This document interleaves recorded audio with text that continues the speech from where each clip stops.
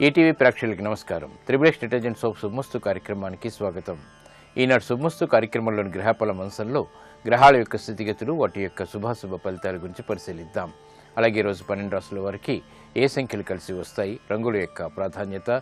ఈ రోజు గురువారం శ్రీ షిరిడి సాయిబాబాకి చాలా ప్రీతికరమైనటువంటి రోజు.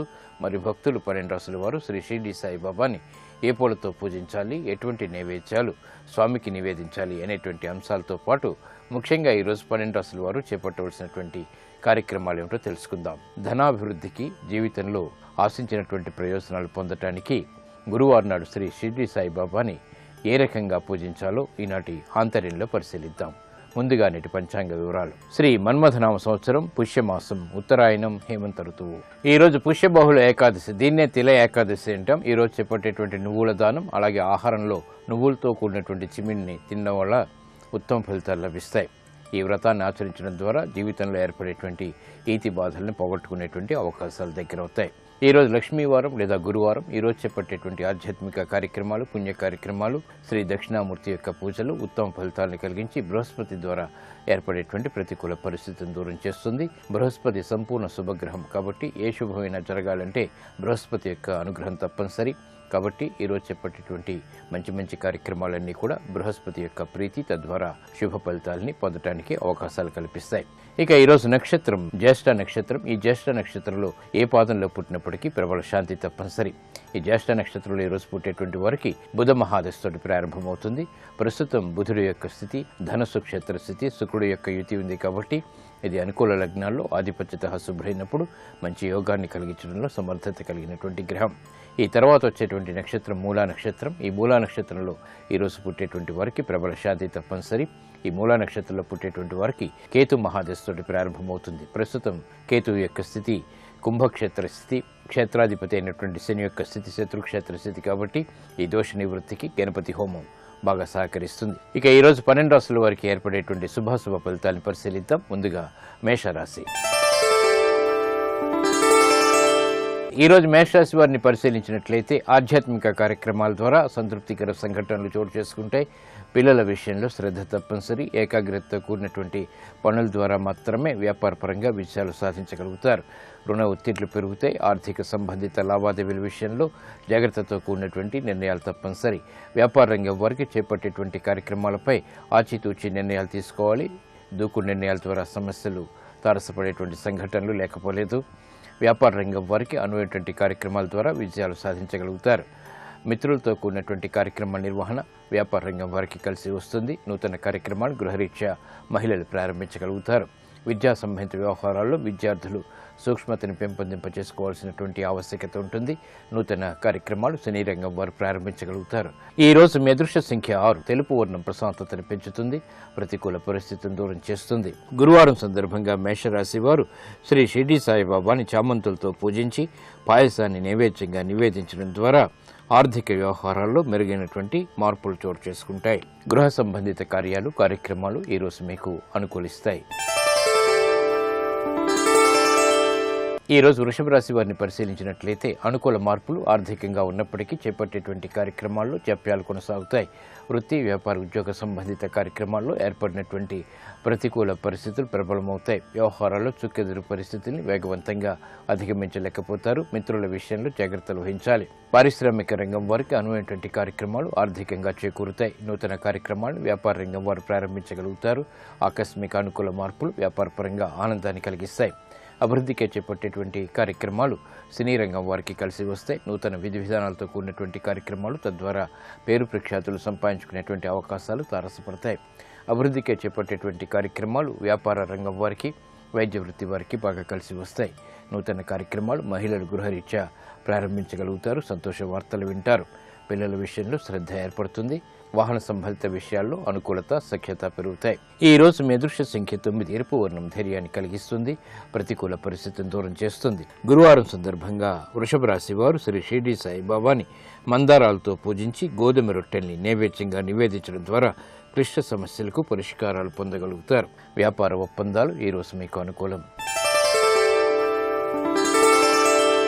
ఈ రోజు మిథున రాశి వారిని పరిశీలించినట్లయితే ప్రయాణాల విషయంలో జాగ్రత్తలు వహించాలి. రాజకీయ లబ్ధికే చేపట్టేటువంటి కార్యక్రమాల్లో ఆటంకాల్ని, విఘ్నాల్ని చవిచూస్తారు. నూతన ఒప్పందాల ద్వారా ఏర్పడినటువంటి ప్రతికూలత ప్రబలమవుతుంది. కోర్టు సంబంధిత వ్యవహారాల్లో మాత్రం విజయాలు సాధించగలుగుతారు. అనిశ్చితి ఆర్థికంగా ఉన్నప్పటికీ నెట్టుకు రాగలుగుతారు. అవమానకర సంఘటనని కూడా నెట్టుకు రాగలుగుతారు. వ్యాపార రంగం వారికి చేపట్టేటువంటి కార్యక్రమాల్లో జాప్యంతో కూడినటువంటి విజయాలు సిద్ధిస్తాయి. పారిశ్రామిక రంగం వారికి ఆచితూచి తీసుకున్నటువంటి నిర్ణయాలు ఉపకరిస్తాయి. నూతన కార్యక్రమాలు మహిళలు గృహరీత్యా ప్రారంభించినప్పటికీ చిరాకులతో కూడినటువంటి సంఘటనలు చోటు చేసుకుంటాయి. కాబట్టి జాగ్రత్తలు వహించాలి. విద్యార్థులు గట్టి కృషితో మాత్రమే రాణించగలుగుతారు.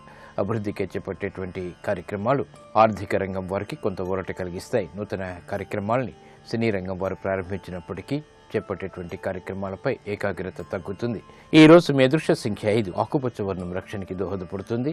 ఆహ్లాద పరిస్థితులను కలిగిస్తుంది. ప్రతికూల పరిస్థితులను దూరం చేస్తుంది. గురువారం సందర్భంగా మిథున రాశి వారు శ్రీ షిరిడి సాయిబాబాని అక్షింతలతో పూజించి ఆవు పాలని నైవేద్యంగా నివేదించడం ద్వారా ఆర్థిక వ్యవహారాలు కలిసి వస్తాయి. కోర్టు సంబంధిత వ్యవహారాలు, ప్రక్రియలు, సంభాషణలు ఈరోజు మీకు అనుకూలం. ఈ రోజు కర్కాటక రాశి వారిని పరిశీలించినట్లయితే సంబంధ బాంధవ్యాలు మెరుగవుతాయి. బలమైనటువంటి మిత్రుల ద్వారా లబ్ధి చేకూరుతుంది. కోర్టు సంబంధిత వ్యవహారాల్లో ప్రతికూలత ఉంటుంది. నూతన కార్యక్రమాన్ని గృహరీత్యా మాత్రం చేపట్టగలుగుతారు. వాహన విషయాల్లో జాగ్రత్తలు వహించాలి. స్థిరాస్తి విషయాల్లో కూడా. ఆర్థిక వ్యవహారాలు వ్యాపార రంగం వారికి కలిసి వస్తాయి. నూతన కార్యక్రమాల్ని పారిశ్రామిక రంగం వారు ప్రారంభించగలుగుతారు. అభివృద్ధితో కూడినటువంటి కార్యక్రమాలు సినీ రంగం వారికి ఆనందాన్ని కలిగిస్తాయి. ప్రతిభను గుర్తించేటువంటి కార్యక్రమ నిర్వహణ తద్వారా విజయాలు, ఆనందాన్ని కలిగిస్తాయి. గృహ విషయాల్లో ఆనందకర సంఘటనలు చోటు చేసుకుంటాయి. మహిళలు శుభవార్తలు వింటారు. శుభ ప్రయత్నాలు కలిసి వస్తాయి. నూతన కార్యక్రమాలను వైద్య వృత్తి వారు చేపట్టగలుగుతారు. న్యాయవాద వృత్తి వారికి చేపట్టేటువంటి కార్యక్రమాల్లో ప్రోత్సాహం ఉంటుంది. ఆదాయం కూడా పెరుగుతుంది. ఈ రోజు మీ అదృష్ట సంఖ్య 1. ఎరుపు వర్ణం ధైర్యాన్ని కలిగిస్తుంది. ప్రతికూల పరిస్థితులను దూరం చేస్తుంది. గురువారం సందర్భంగా కర్కాటక రాశి వారు శ్రీ షిరిడి సాయిబాబాని తెల్లటి పుష్పాలతో పూజించి అరటి పండ్లు నైవేద్యంగా నివేదించడం ద్వారా వ్యవహారాల్లో చుక్కెదురు పరిస్థితులు దూరం అవుతాయి. విద్యా సంబంధిత ప్రయత్నాలు ఈ రోజు మీకు అనుకూలం. ఈ రోజు సింహరాశి వారిని పరిశీలించినట్లయితే మానసిక వేదనలు తగ్గుతాయి. చేపట్టేటువంటి కార్యక్రమాలపై ఏకాగ్రత పెరుగుతుంది. పిల్లల విషయంలో శ్రద్ధ తప్పనిసరి. వాహన సౌఖ్యం కొనసాగుతుంది. చేపట్టేటువంటి కార్యక్రమాలు గృహరీత్యా కూడా కలిసి వస్తాయి. నూతన ఒప్పందాలు వ్యాపార పరంగా లాభిస్తాయి. పారిశ్రామిక రంగం వారికి ఆర్థిక సహాయ సహకారాలకి చేసేటువంటి ప్రయత్నాల్లో ఆశించినటువంటి ప్రయోజనాలు పొందగలుగుతారు. వ్యాపార రంగం వారికి అనువైనటువంటి మార్పులు ఆర్థికంగా చేకూరుతాయి. మానసిక ప్రోత్సాహం పెరుగుతుంది. అభివృద్ధికి చేపట్టేటువంటి కార్యక్రమాలు గృహరీత్యా మహిళలకి ఆనందాన్ని కలిగిస్తాయి. స్వతంత్ర నిర్ణయాలకు ఉపక్రమించగలుగుతారు. విద్యార్థులు విద్యలో రాణించగలుగుతారు. ఉద్యోగస్తులు శుభవార్తలు వింటారు. ఉద్యోగ ఉన్నతికి చేపట్టేటువంటి కార్యక్రమాలు సఫలీకృతమవుతాయి. ఆనందాన్ని కలిగిస్తాయి. అభివృద్ధికి చేపట్టేటువంటి కార్యక్రమాలు మహిళలకు ప్రోత్సాహాన్ని కలిగిస్తాయి. నూతన కార్యక్రమాల్ని సినీ రంగం వారు ప్రారంభించగలుగుతారు. అయినప్పటికీ ఆర్థిక ఆటంకాలు కూడా ఎదురవుతాయి. ఈ రోజు మీ అదృష్ట సంఖ్య 5. ఆకుపచ్చ వర్ణం రక్షణకి దోహదపడుతుంది. ప్రతికూల పరిస్థితులను దూరం చేస్తుంది. గురువారం సందర్భంగా సింహరాశి వారు శ్రీ షిరిడి సాయిబాబాని గన్నేరు పూలతో పూజించి పరమాన్నాన్ని నైవేద్యంగా నివేదించడం ద్వారా వ్యవహారాల్లో ఏర్పడినటువంటి ప్రతికూలత తగ్గుతుంది. ఆర్థిక లావాదేవీలు, సంభాషణలు ఈ రోజు మీకు అనుకూలం. ఈ రోజు కన్యారాశి వారిని పరిశీలించినట్లయితే వాహన సౌఖ్యం కొనసాగుతుంది. రాజకీయ లబ్ధికే చేపట్టేటువంటి కార్యక్రమాలు కలిసి వస్తాయి. మానసిక ధైర్యం పెరుగుతుంది. వ్యవసాయ సంబంధిత కార్యక్రమాల్లో ప్రోత్సాహం లభిస్తుంది. పారిశ్రామిక రంగం వారికి ఆర్థిక వ్యవహారాల్లో మెరుగైనటువంటి మార్పులు చోటు చేసుకుంటాయి. వ్యాపార విస్తరణలు వంటివి వ్యాపార రంగం వారికి కలిసి వస్తాయి. నూతన ఒప్పందాలు సినీ రంగం వారికి లాభిస్తాయి. నూతన కార్యక్రమాల్ని వైద్య వృత్తి వారు చేపట్టగలుగుతారు. అసహన పరిస్థితులు న్యాయవాద వృత్తి వారికి ఉన్నప్పటికీ నెగ్గుకు రాగలుగుతారు. ఉద్యోగస్తులు శుభవార్తలు వింటారు. విద్యార్థులు శోభతో కూడినటువంటి కార్యక్రమ నిర్వహణ, ఉన్నత ప్రమాణాలతో కూడినటువంటి విద్యకై చేసేటువంటి ప్రయత్నాలు లాభిస్తాయి. నూతన కార్యక్రమాలు ఆర్థిక వ్యవహారాల్లో కూడా లాభిస్తాయి. ఆరోగ్య విషయంలో ప్రతికూలత తగ్గుతుంది. ఈ రోజు మీ అదృష్ట సంఖ్య 5. ఆకుపచ్చ వర్ణం రక్షణకి దోహదపడుతుంది. ప్రతికూల పరిస్థితులను దూరం చేస్తుంది. గురువారం సందర్భంగా కన్యారాశి వారు శ్రీ షిరిడి సాయిబాబాని తులసి దళాలతో పూజించి పులగాన్ని నైవేద్యంగా నివేదించడం ద్వారా అనుకున్న పనుల్ని సాధించగలుగుతారు. వ్యాపార ఒప్పందాలు ఈ రోజు మీకు అనుకూలం. ఈ రోజు తులారాశి వారిని పరిశీలించినట్లయితే ఆర్థిక వ్యవహారాల్లో ఏర్పడినటువంటి ప్రతికూలత తగ్గుతుంది. సంబంధ బాంధవ్యాలు మెరుగవుతాయి. ప్రయాణాల ద్వారా ప్రయోజనాలు సాధించగలుగుతారు. రాజకీయ వ్యవహారాల్లో మెరుగైనటువంటి పరిస్థితులు ఆనందాన్ని కలిగిస్తాయి. ఆరోగ్య విషయంలో ప్రతికూలత తగ్గుతుంది. లాభదాయకమైనటువంటి కార్యక్రమ నిర్వహణ ఆర్థిక పరంగా కొనసాగించగలుగుతారు. వ్యాపార వృత్తి వారికి చేపట్టేటువంటి కార్యక్రమాల్లో ప్రోత్సాహం లభిస్తుంది. ఆర్థిక బలాన్ని పెంపొందింపచేసుకునేటువంటి అవకాశాలు దగ్గరవుతాయి. మిత్రుల ద్వారా లబ్ధి చేకూరుతుంది. పారిశ్రామిక రంగం వారికి ఆశించినటువంటి ప్రయోజనాలు దక్కుతాయి. నూతన కార్యక్రమాన్ని గృహరీత్యా మహిళలు ప్రారంభించగలుగుతారు. గతంలో కన్నా మెరుగైనటువంటి పరిస్థితులు, శుభవార్తలు ఆనందాన్ని కలిగిస్తాయి. నూతన కార్యక్రమాలని విద్యార్థులు ప్రారంభించగలుగుతారు. ఉన్నత విద్యకి చేపట్టేటువంటి కార్యక్రమాల్లో కూడా ప్రోత్సాహం లభిస్తుంది. ఆశించినటువంటి ప్రయోజనాలు వైద్య వృత్తి వారికి లభిస్తాయి. న్యాయవాద వృత్తి వారికి, కార్మిక రంగం వారికి చేపట్టేటువంటి కార్యక్రమాల్లో ప్రోత్సాహం లభిస్తుంది. ఈ రోజు మీ అదృష్ట సంఖ్య 3. పసుపు వర్ణం త్వరితగతిన శుభాన్ని కలిగిస్తుంది. ప్రతికూల పరిస్థితులను దూరం చేస్తుంది. గురువారం సందర్భంగా తులారాశి వారు శ్రీ షిరిడి సాయి బాబాని మందార పూలతో పూజించి పానకం, వడపప్పు నైవేద్యంగా నివేదించడం ద్వారా విదేశీ సంబంధిత లావాదేవీలు కలిసి వస్తాయి. ఆధ్యాత్మిక కార్యక్రమాలు ఈరోజు మీకు అనుకూలం. ఈరోజు వృశ్చిక రాశి వారిని పరిశీలించినట్లయితే ఉద్యోగ వ్యవహారాల్లో ఏర్పడినటువంటి సందిగ్ధత తగ్గుతుంది. నూతన కార్యక్రమాలు వేగవంతంగా ప్రారంభించగలుగుతారు. పెట్టుబడుల విషయంలో ఏర్పడినటువంటి ప్రతికూల పరిస్థితులు దూరం చేసుకునేటువంటి ప్రయత్నాలు కలిసి వస్తాయి. నూతన కార్యక్రమాలను గృహరీత్యా ప్రారంభించగలుగుతారు. నూతన వస్తు కొనుగోళ్లు, వాహన కొనుగోళ్లు వంటివి ఆనందాన్ని కలిగిస్తాయి. శ్రమతో కూడినటువంటి విజయాలు అన్ని రంగాల వారికి దగ్గరవుతాయి. పారిశ్రామిక రంగం వారికి అభివృద్ధికి చేపట్టేటువంటి కార్యక్రమాలు కలిసి వస్తాయి. వ్యాపార రంగం వారికి ఆశించినటువంటి ప్రయోజనాలు ఆర్థికంగా దగ్గరవుతాయి. నూతన ఉత్సాహం ఉద్యోగస్తులకి పెరుగుతుంది. వ్యవహారిక విషయాల్లో మహిళలు రాణించగలుగుతారు. గృహ సంబంధిత కార్యక్రమాల్లో శుభ సంఘటనలు చోటు చేసుకుంటాయి. ఆర్థిక పరమైనటువంటి అనిశ్చిత పరిస్థితులు కార్మిక రంగం వారికి దూరం చేసుకునేటువంటి ప్రయత్నాలు కలిసి వస్తాయి. నూతన కార్యక్రమాలు సినీ రంగం వారు ప్రారంభించగలుగుతారు. న్యాయవాద వృత్తి వారికి అభివృద్ధి గోచరిస్తుంది. నూతన అంశాలు వృత్తిలో ఆనందాన్ని కలిగిస్తాయి. ఈ రోజు మీ అదృష్ట సంఖ్య 6. తెలుపు వర్ణం ప్రశాంతతను పెంచుతుంది. ప్రతికూల పరిస్థితులను దూరం చేస్తుంది. గురువారం సందర్భంగా వృశ్చిక రాశి వారు శ్రీ షిరిడి సాయి బాబాని కనకాంబరాలతో పూజించి గోధుమ రొట్టెను నైవేద్యంగా నివేదించడం ద్వారా జన్మశని ద్వారా ఏర్పడేటువంటి మానసిక రుగ్మతలు కనుమరుగవుతాయి. విద్యా ప్రయత్నాలు ఈ రోజు మీకు అనుకూలం. ఈ రోజు ధనుస్సు రాశి వారిని పరిశీలించినట్లయితే శోభతో కూడినటువంటి కార్యక్రమ నిర్వహణ వ్యాపార పరంగా కొనసాగుతుంది. గృహ విషయాల్లో అనుకూల పరిస్థితులు ఆనందాన్ని కలిగిస్తాయి. శుభ ప్రయత్నాలు కలిసి వస్తాయి. ఆశించినటువంటి ప్రయోజనాలు ఆర్థిక పరంగా కూడా లాభిస్తాయి. పారిశ్రామిక రంగం వారికి గతంలో కన్నా మెరుగైనటువంటి పరిస్థితులు ఆర్థికంగా లాభాలను తెచ్చిపెడతాయి. వ్యాపార రంగం వారికి కూడా బాగానే కలిసి వస్తుంది. నూతన కార్యక్రమాలను చకచకా పూర్తి చేయగలుగుతారు. అభివృద్ధికి చేపట్టేటువంటి కార్యక్రమాలు వైద్య వృత్తి వారికి కలిసి వస్తాయి. నూతన పరిశోధన ద్వారా ఆనందకర పరిస్థితుల్ని ఆహ్వానించగలుగుతారు. వ్యవహారాల్లో చుక్కెదురు పరిస్థితులు విద్యార్థులు ఎదుర్కోగలుగుతారు. మహిళలు శుభవార్తలు వింటారు. గృహ విషయాల్లో ఆనందకర వాతావరణం కొనసాగుతుంది. న్యాయవాద వృత్తి వారికి అనుకూలత పెరుగుతుంది. వైద్య వృత్తి వారికి ఆశించినటువంటి ప్రయోజనాలు దక్కుతాయి. ఫలితాలు లాభిస్తాయి. నూతన కార్యక్రమాన్ని సినీ రంగం వారు ప్రారంభించగలుగుతారు. ఆర్థిక వ్యవహారాల్లో మొదట ప్రతికూలత, తర్వాత అనుకూలత కొనసాగుతాయి. ఈ రోజు మీ అదృష్ట సంఖ్య 5. ఆకుపచ్చ వర్ణం రక్షణకి దోహదపడుతుంది. ప్రతికూల పరిస్థితిని దూరం చేస్తుంది. గురువారం సందర్భంగా ధనుస్సు రాశి వారు శ్రీ షిరిడి సాయి బాబాని సంపెంగలతో పూజించి పెరుగన్నం నైవేద్యంగా నివేదించడం ద్వారా అదృష్ట సంఘటనని ఆహ్వానించగలుగుతారు. గృహ సంబంధిత కార్యక్రమాలు ఈ రోజు మీకు అనుకూలం. ఈ రోజు మకర రాశి వారిని పరిశీలించినట్లయితే రాజకీయ లబ్ధికి చేపట్టేటువంటి కార్యక్రమాలు కలిసి వస్తాయి. లాభదాయకమైనటువంటి కార్యక్రమ నిర్వహణ వ్యాపార పరంగా కలిసి వస్తుంది. నూతన కార్యక్రమాన్ని గృహరీత్యా ప్రారంభించగలుగుతారు. ఆర్థిక వ్యవహారాల్లో ఏర్పడినటువంటి అవకతవకలు సవరించుకునేటువంటి అవకాశాలు కూడా దగ్గరవుతాయి. ఆరోగ్య విషయంలో ప్రతికూలత కొనసాగుతుంది. పారిశ్రామిక రంగం వారికి ఏర్పడినటువంటి చిక్కుల నుంచి బయటికి రావడం చేసేటువంటి ప్రయత్నాలు ముమ్మరం చేయగలుగుతారు. వ్యాపార రంగం వారికి అనుకూల పరిస్థితులు ఆర్థికంగా ఉన్నప్పటికీ వాటిని అమలుపరిచేటువంటి విషయాల్లో జాప్యాలు కొనసాగుతాయి. నూతన కార్యక్రమాన్ని గృహరీత్యా మహిళలు ప్రారంభించగలుగుతారు. పిల్లల విషయంలో శ్రద్ధ తప్పనిసరి. చిరాకు పరిస్థితులు ఉన్నప్పటికీ నెట్టుకు రాగలుగుతారు. కార్మిక రంగం వారికి అనుకూలత ఏర్పడుతుంది. ఆర్థిక వ్యవహారాల్లో మాత్రం జాగ్రత్తలు వహించాలి. వైద్య వృత్తి వారికి ఆశించినటువంటి ప్రయోజనాలు ఆలస్యంగా దక్కుతాయి. ఈ రోజు మీ అదృష్ట సంఖ్య 2. ఎరుపు వర్ణం ధైర్యాన్ని కలిగిస్తుంది, ప్రతికూల పరిస్థితిని దూరం చేస్తుంది. గురువారం సందర్భంగా మకర రాశి వారు శ్రీ షిర్డీ సాయిబాబాని పారిజాతాలతో పూజించి క్షీరాన్నాన్ని నైవేద్యంగా నివేదించడం ద్వారా ఆర్థిక సమస్యలకు పరిష్కారాలు పొందగలుగుతారు. విదేశీ లావాదేవీలు, సంభాషణలు, ప్రక్రియలు ఈ రోజు మీకు అనుకూలం. ఈ రోజు కుంభరాశి వారిని పరిశీలించినట్లయితే ఆరోగ్య విషయంలో జాగ్రత్తలు వహించాలి. శుభవార్తలు వింటారు. చేపట్టేటువంటి కార్యక్రమాలు గృహరీత్యా ఆనందాన్ని కలిగిస్తే వాహన సౌఖ్యం కొనసాగుతుంది. పారిశ్రామిక రంగం వారికి సఖ్యత పెరుగుతుంది. శత్రువులు మిత్రులు అవుతారు. వ్యాపార రంగం వారికి చేపట్టేటువంటి కార్యక్రమాన్ని పదే పదే చేయవలసి వచ్చినప్పటికీ అంతిమ విషయాలు ఆర్థికంగా ఆనందాన్ని కలిగిస్తాయి. అభివృద్ధి కార్యక్రమాలు గృహరీత్యా కొనసాగుతాయి. మహిళలు శుభవార్తలు వింటారు. శుభ ప్రయత్నాలు గృహరీత్యా ఆనందాన్ని కలిగిస్తాయి. చేపట్టేటువంటి కార్యక్రమాల్లో ప్రావీణ్యత వైద్య వృత్తి వారికి పెరుగుతుంది. నైపుణ్యంతో కూడినటువంటి కార్యక్రమాలు విద్యార్థులు చేపట్టగలుగుతారు.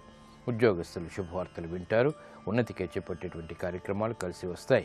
ఆర్థిక వ్యవహారాల్లో సినీ రంగం వారు ముందంజ వేయగలుగుతారు. ఈ రోజు మీ అదృష్ట సంఖ్య 3. పసుపు వర్ణం త్వరితగతిన శుభాల్ని కలిగిస్తుంది. గురువారం సందర్భంగా కుంభరాశి వారు శ్రీ షిర్డీ సాయిబాబాని తులసి దళాలతో పూజించి పాయసాన్ని నైవేద్యంగా నివేదించడం ద్వారా జన్మ కేతు ద్వారా ఏర్పడేటువంటి మానసిక రుగ్మతలు, శారీరక రుగ్మతలు తగ్గుతాయి. విద్యా ప్రయత్నాలు ఈ రోజు మీకు అనుకూలం.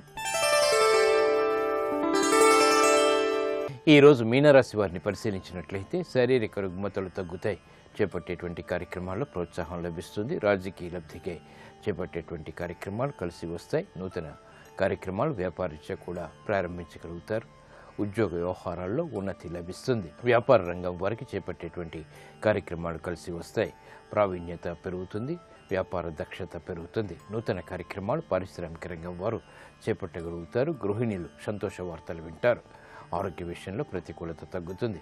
కార్యక్రమ నిర్వహణలో నైపుణ్యం కార్మిక రంగం వారికి లభిస్తుంది. వైద్య వృత్తి వారికి లాభదాయకమైనటువంటి కార్యక్రమ నిర్వహణ ద్వారా విజయాలు సాధించగలుగుతారు.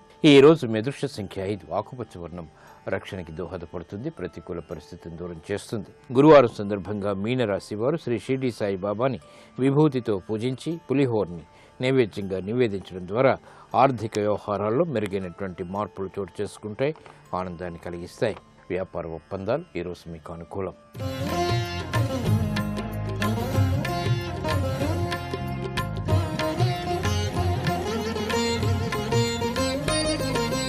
ఆర్థిక సమస్యల నివారణకు శ్రీ షిర్డీ సాయిబాబాని ఏ విధంగా పూజించాలో ఈనాటి ఆంతర్యంలో పరిశీలిద్దాం. ఓం సాయి శ్రీ సాయి జయ జయ సాయి. ఓం సాయి శ్రీ సాయి జయ జయ Sai. Sai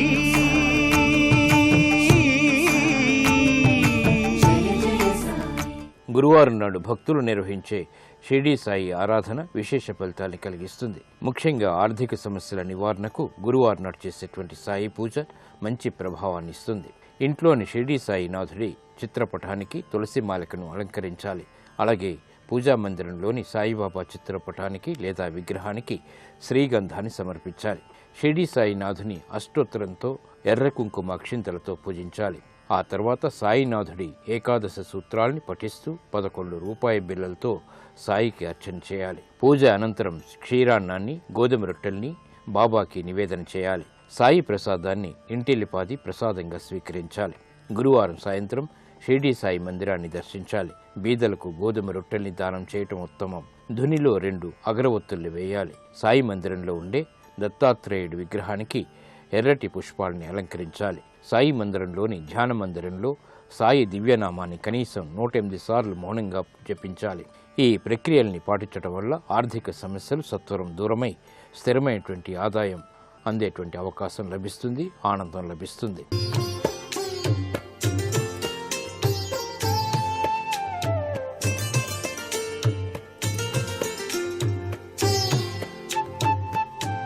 XXX detergent soap శుభమస్తు కార్యక్రమంలో గృహబలం అంశానికి స్వాగతం. సహజసిద్ధంగా గృహంలో వాస్తుశాస్త్రరీత్యా లివింగ్ రూమ్కే అత్యధిక ప్రాధాన్యత ఉంటుంది. లివింగ్ రూమ్ అంటే మధ్య హాలు అని అర్థం. ఒక పెద్ద హాలు. ఆ హాలులోనే ఎక్కువసేపు గడిపేటువంటి లక్షణాలు ప్రతి ఇంట్లోనూ కూడా కనిపిస్తాయి.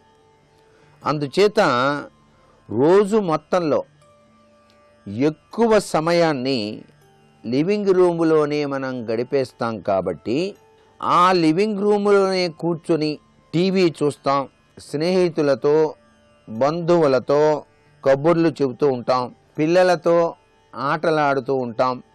ఇలా ఎన్నో మధురమైనటువంటి అనుభవాలన్నిటినీ కూడాను ఆ లివింగ్ రూము వేదికగా అవుతుంది కదా. మరి అందుచేత లివింగ్ రూమ్ గోడలకు చక్కటి రంగు, ఆకర్షణీయవంతమైనటువంటి రంగు వేయండి. అలాగే రూమ్ వైశాల్యాన్ని బట్టి ఫర్నిచర్ని సర్ది పెట్టుకోండి.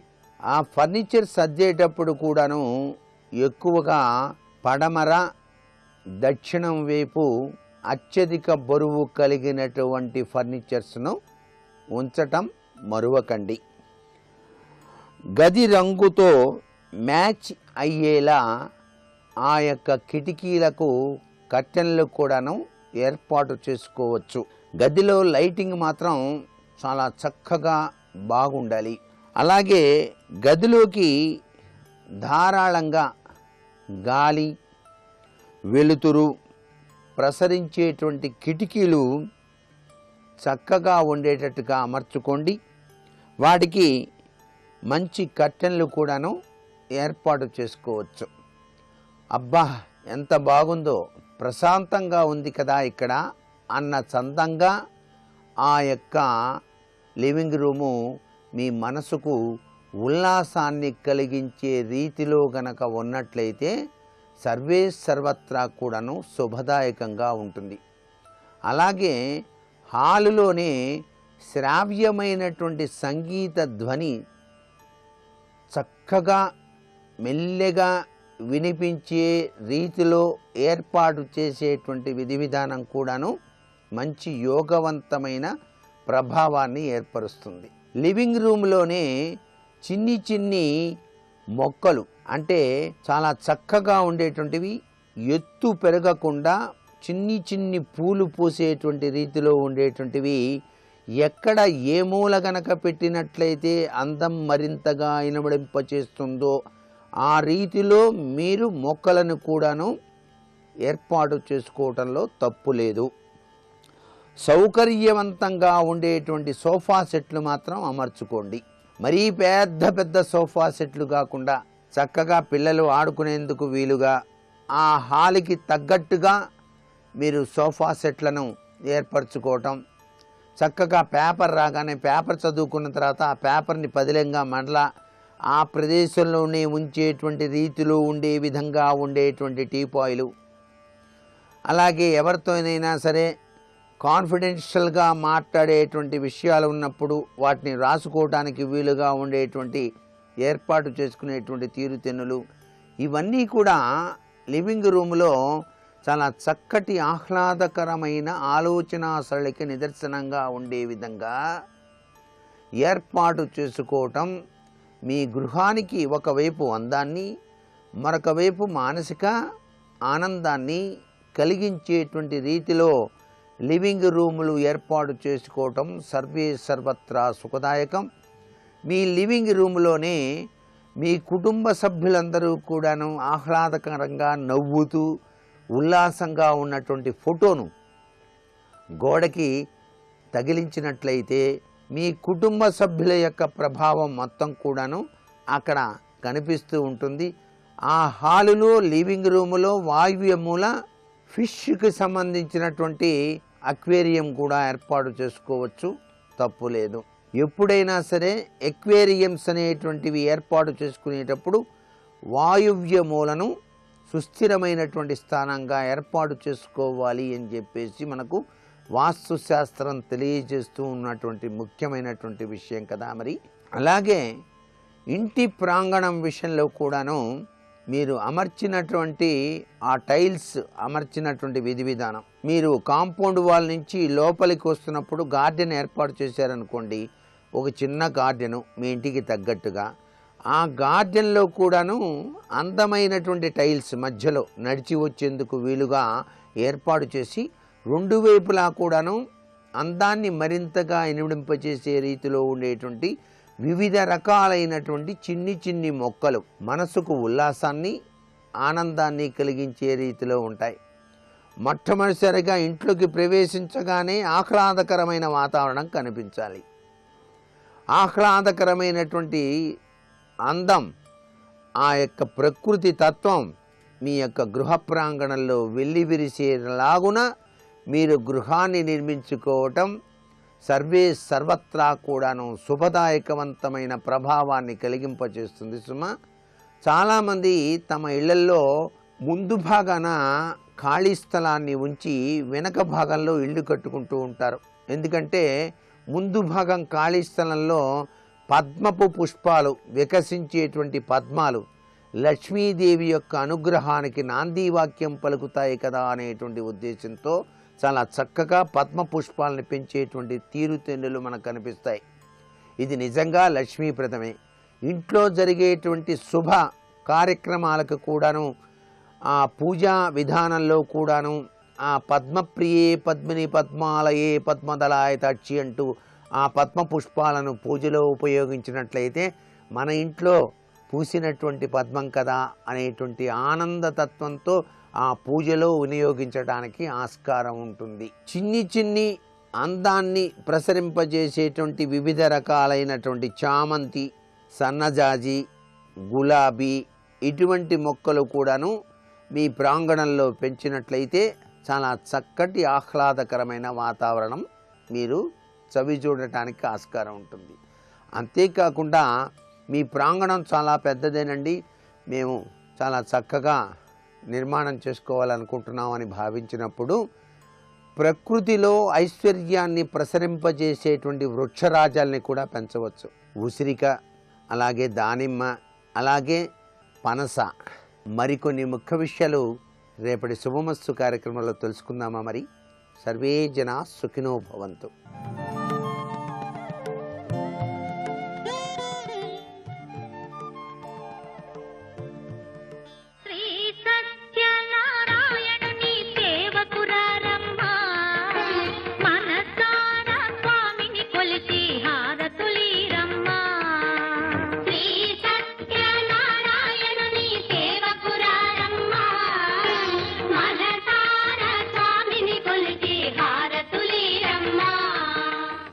క్రోధో నచ మాత్సర్యం న లోభో నా శుభామతి భవంతి కృతపుణ్యానాం భక్తానాం శ్రీసూక్తం జపేత్ సదా.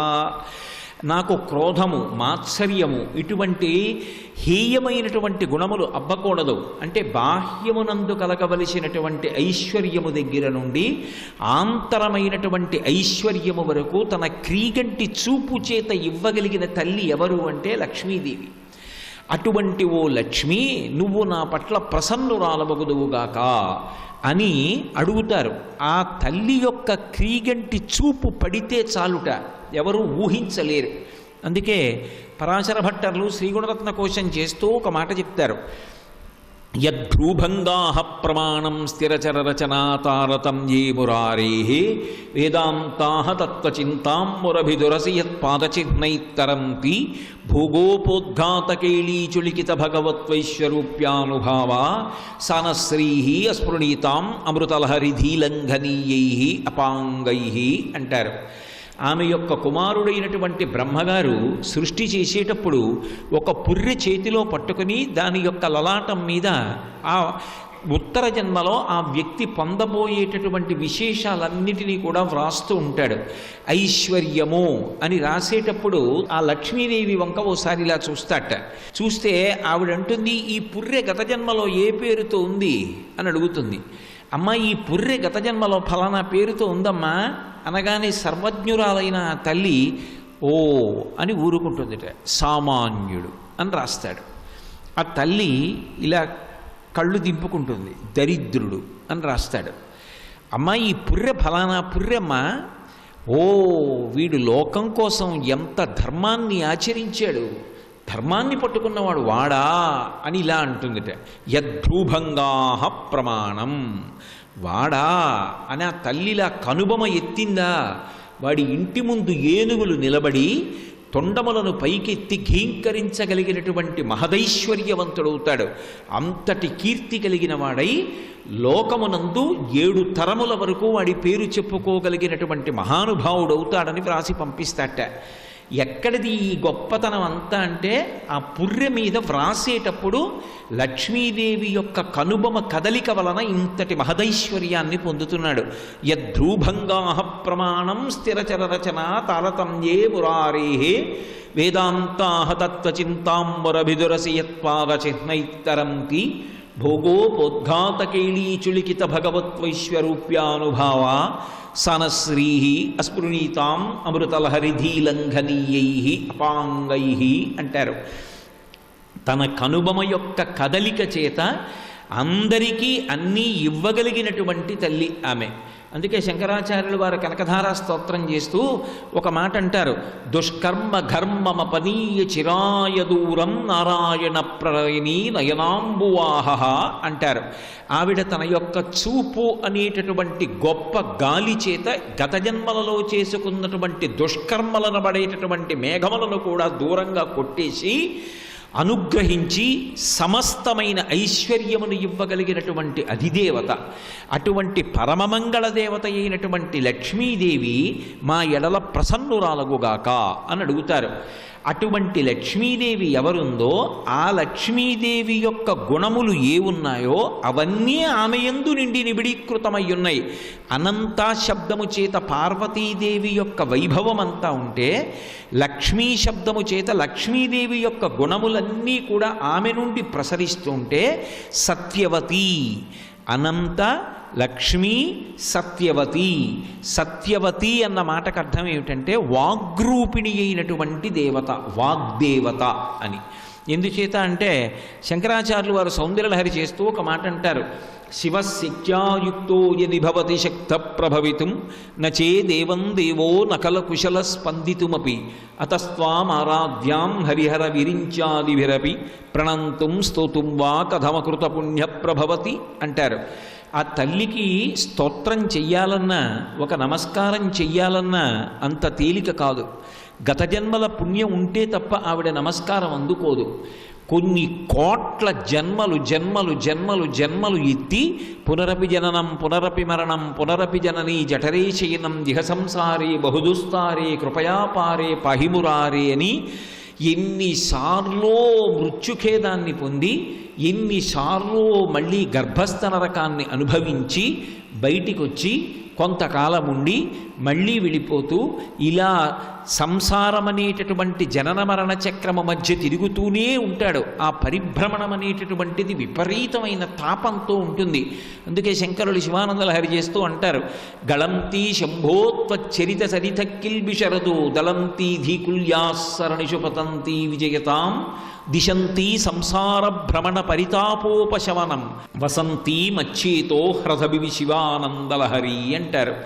ఇన్ని చేశాను అంటున్నానే, నా లోపల ఉన్న పదార్థం అయిపోతే ఇందులో నేను తిన్న పదార్థం పూర్తయిపోయిందో లేదో మళ్ళీ కొత్తగా పదార్థం వెయ్యాలో వెయ్యకూడదో నాకు తెలియదే.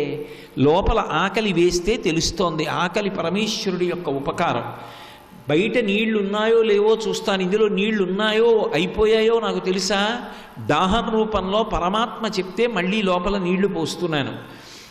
ఈ తిన్నటువంటి పదార్థంలో ఉన్నటువంటి సారాన్నంతటినీ శక్తిగా మార్చిన శరీరము గ్రహించేటట్టుగా చేసి తెల్లవారేసరికి లోపల మిగిలిపోయినటువంటి పిప్పిని మళ్ళీ బయటికి పంపిస్తున్నవాడు ఎవరు?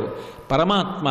ఇన్నిటిని వాడు నిర్వహిస్తూ ఉంటే ఈ భూమిని తిప్పుతున్నది వాడైతే, నక్షత్రములను ప్రకాశింపచేస్తున్నవాడు వాడైతే, ఈ గాలి వీచేటట్టుగా చేసిన వాడు వాడైతే, ఈ భూమి కదిలిపోకుండా నిలబెట్టినవాడు వాడైతే, నా అంత వాడినని నేను అహంకరించడానికి నా దగ్గర ఏముందని అహంకరించను.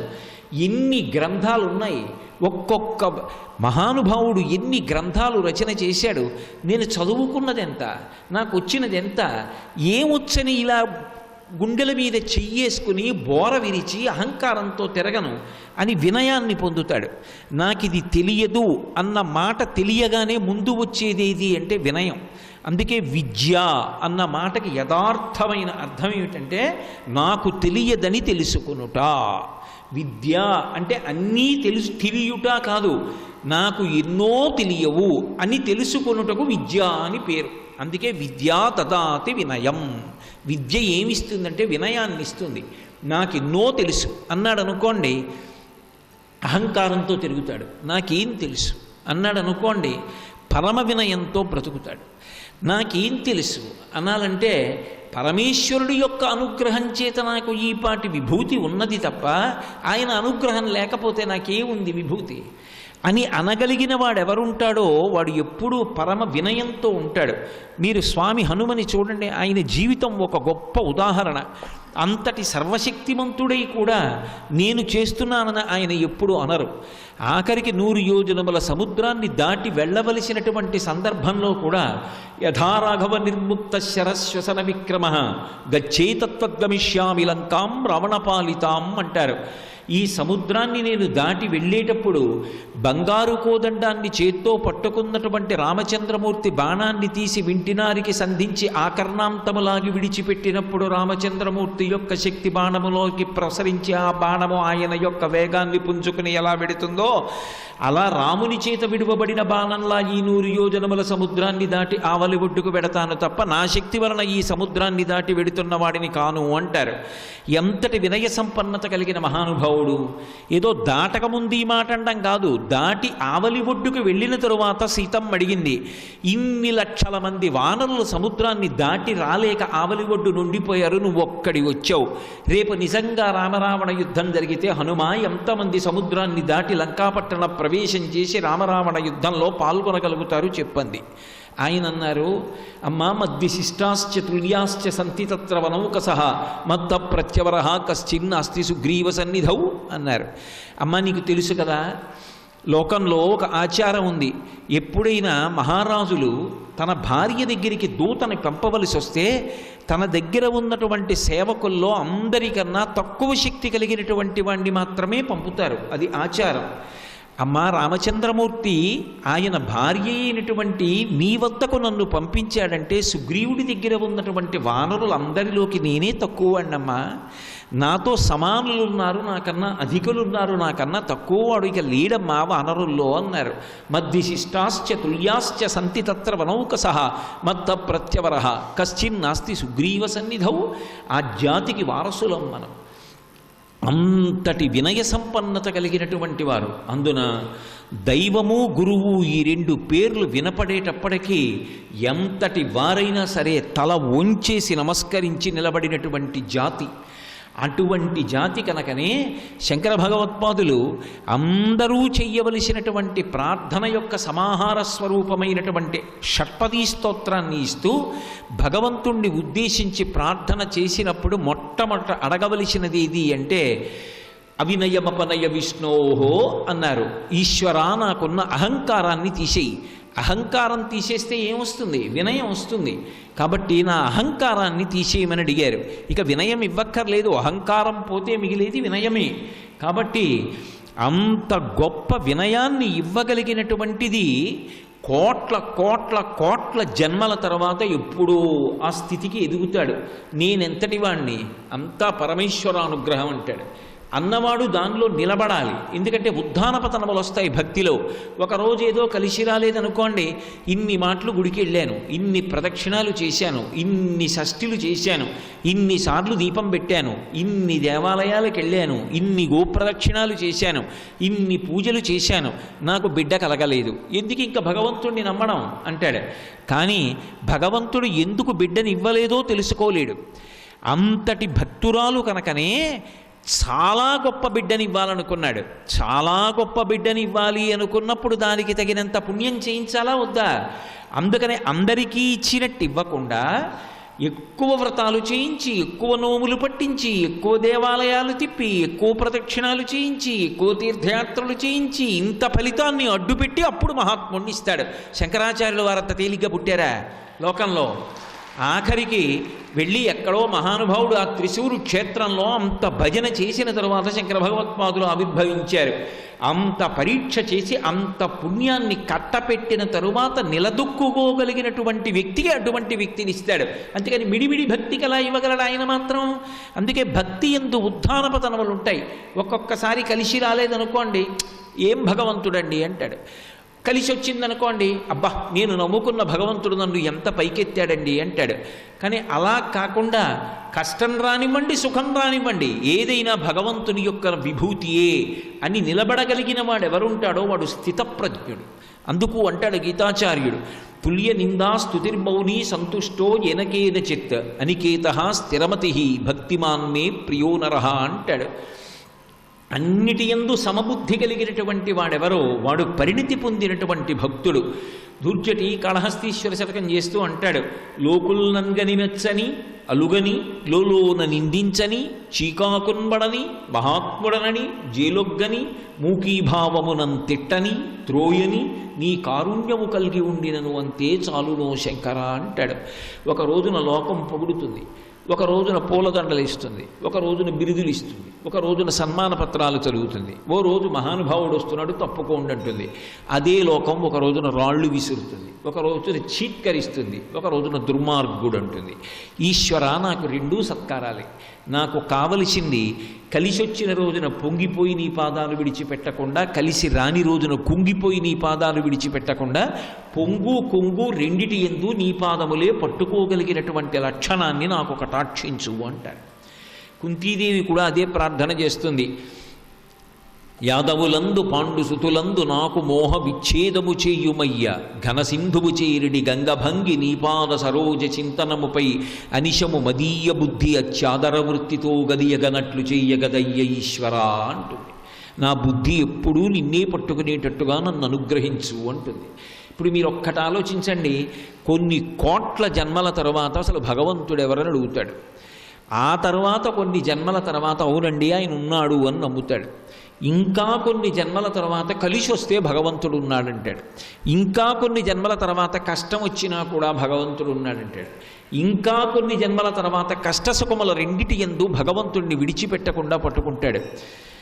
ఇంకా కొన్ని జన్మలు అయిపోయిన తరువాత భగవంతుని యొక్క గుణములను పరమ సంతోషంతో అందరూ చెవులు రిక్కించి వినేటట్టుగా మాట్లాడగలిగినటువంటి వాగ్వైభవాన్ని పొందుతాడు. అలా మాట్లాడగలగాలి అంటే అది వాగ్దేవి యొక్క అనుగ్రహాన్ని పొందాలి. వాగ్దేవి కటాక్షం అంత తేలికైన విషయం కాదు. శంకరాచార్యుల వారు సౌందర్యలహరి చేస్తూ అంటారు, శరజ్యోత్స్నా శుద్ధాం శశియుత జటాజూటమకుటాం వరత్రాసత్రాణ స్ఫటిక ఘటికా పుస్తకరాం సకృన్నత్వానత్వా కథమివ సతాం సన్నిధదతే మధుక్షీరద్రాక్షా మధురి మధురీణాః ఫణితయః అంటారు. ఆ వాగ్దేవి కటాక్షం కలిగినటువంటి వ్యక్తి నోరు విప్పి మాట్లాడితే ఆయన మాటలు ఎలా ఉంటాయంటే మధు క్షీరద్రాక్ష. మధు అంటే తేనె. తేనె చూడండి, వేడి చేసిన వాడు తేనె తాగితే చలవ చేస్తుంది, చలవ చేసిన వాడు తాగితే వేడి చేస్తుంది. అది ఏదో వేడో చలవో ఏదో ఒకటి చేయదు, తేనె ఔషధం. రెండు, తీయగా ఉంటుంది. పసిపిల్లల దగ్గర నుంచి 4 కిలా రాస్తే చప్పరించి తెల్లవారుజామున అమ్మమ్మ తేనె రాయడం అలవాటైపోయిన తర్వాత అప్పుడే పుట్టినటువంటి పిల్లవాడు 2 నెలల ఏటి తర్వాత అమ్మమ్మ తాలూక మీద తేనె రాయడం మొదలు పెడితే తెల్లవారేటప్పటికి అమ్మమ్మ ఎప్పుడు వస్తుందా అని ఎదురు చూస్తుంటాడు. ఒకసారి ఇలా వేలుతో నాలుక మీద రాస్తే వాడు బోచి నోటితో చప్పరించి మళ్ళీ మళ్ళీ అమ్మమ్మ వైపు చూసి శరీరాన్ని ఎగరేస్తాడు మంచం మీద పడుకుని, ఇంకా పెట్టు ఇంకా పెట్టు అని. తేనె ఎంత తాగితే అంత రుచి, పైగా మత్తెక్కించేస్తుంది తేనె. అందుకే కదూ సుందరకాండలో ఆఖరణ మధువన భంజనం చేసి తేనె తాగి మత్తెక్కిపోతారు. గాయంతికి చిత్ ప్రణమంతికి చిత్ నృత్యంతికి చిత్ ప్రహసంతికి చిత్ పతంతికి చిత్ ప్రణపంతికి చిత్ అని వాల్మీకి మహర్షి వర్ణిస్తారు. అలా ఆ తేనె శరీరమునకు పుష్టినిస్తుంది, తీయగా ఉంటుంది, ఎవ్వరికి బాధ కలిగించదు. పళ్ళు లేనివాడు కూడా మింగచ్చు. పసిపిల్లాడి దగ్గర నుంచి వృద్ధుడి వరకు, రోగిష్టి వరకు అందరూ పుచ్చుకోవచ్చు.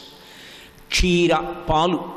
పాలు జంతు శరీరము నుండి స్రవిస్తాయి. భాగవతంలో పోతన గారు అంటారు, వాసవీయైన గడ్డి తిని వాహినులందు జలంబు త్రాగగా ఎవ్వడుటి నీ చరణంబులు నిర్దళితంబుగ చేసేవాడు తా కీచరుడైన వాణి మణికీలిత భూషణయుక్త బాహులన్ వేచని త్రుంచివైతు విని వీధికి నేగిన నెలదాగినన్ అంటారు.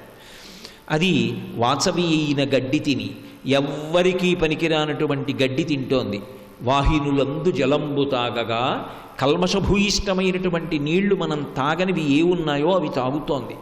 అవి తాగి గబగబా తిని ఎక్కడో పడుకొని కడుపులోకి వెళ్ళిపోయిన దాన్ని మళ్ళీ ఉండలుగా నోటిలోకి తెచ్చుకొని అర్ధనిమీలిత నేత్రాలతో బాగా నెమరు వేసి లోపలికి పుచ్చుకొని బహుస్వచ్ఛమైనటువంటి ఆరోగ్యవంతమైనటువంటి పాలని తయారు చేస్తోంది. దూడ వెళ్ళి దాని యొక్క శిరమును పట్టుకొని నోటితో ఒక్కసారి గుద్దినంత మాత్రం చేత పాలు విడిచిపెట్టేస్తోంది. ఆ పాలు జంతు శరీరం నుంచి వచ్చినవైనప్పటికీ కూడా ఆ పాలు బ్రహ్మచారి తాగుతాడు, గృహస్థు తాగుతాడు, వానప్రస్థు తాగుతాడు, సన్యాసి తాగుతాడు, పిల్లవాడు తాగుతాడు, రోగిష్టివాడు తాగుతాడు. పైగా అది తల్లి లాంటిది. తల్లి లేని బిడ్డలకు కూడా ఆవు పాలు ఇస్తారు. అంతటి మహోపకారం చేస్తుంది. ఏదో ఇక్కడ శరీరాన్ని పోషించడం కాదు, ఆ ఆవు పాలు పట్టుకెళ్ళి శివలింగం మీద పోసినా, సత్యనారాయణ స్వామి వారి మీద పోసినా పుణ్యాన్ని పొంది ఊర్ధ్వలోక వాసాన్ని పొందుతున్నాడు. సర్వం శ్రీ ఉమామహేశ్వర పరబ్రహ్మార్పణమస్తు. స్వస్తి.